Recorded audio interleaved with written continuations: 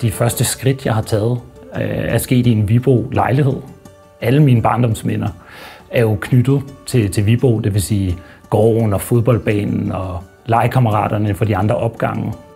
Der var jo en ung mand, der flyttede ind i naboopgangen, og han flyttede ind en måned før mig, i november 1978.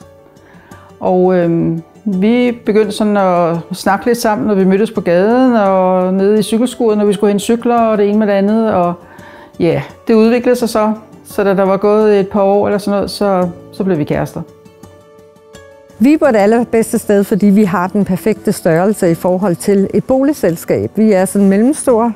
Vi er ikke administreret af andre. Det vil sige, at vi føler alle sammen, at vi har rigtig stor indflydelse på, hvad der sker. Sammenholdet, det er, at vi er blandet beboersammensætning. Vi har meget socialt sammen. Vi passer på hinanden. Udover at vi har en værktøjskasse, hvor der er en skruetrækker, en svensk nøgle og en papegøjetank, har vi også vores venlighed, vores smile og vores ærlighed med.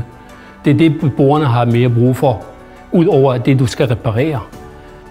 Jeg har kendt børn for 30 år siden, da de var små, men nu er de lige så høje som mig, og måske mere, med deres egen familie.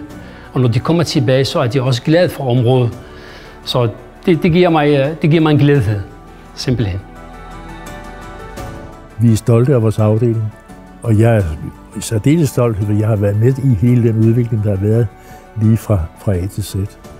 Men også respekt for de mennesker, som jeg har arbejdet sammen med i bestyrelsesarbejdet gennem de mange år.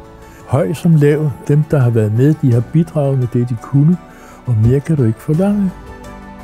Og så fik vi færden af, at denne her lejlighed, det blev ledig.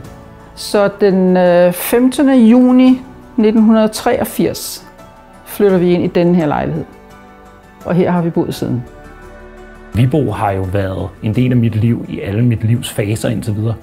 Og vil formentlig være det fremover også. Retten til byen og retten til et godt liv i byen bør ikke være forholdt nogle få. Det skal være for alle. Og det er det, som jo er fundamentet i den almene boligsektor.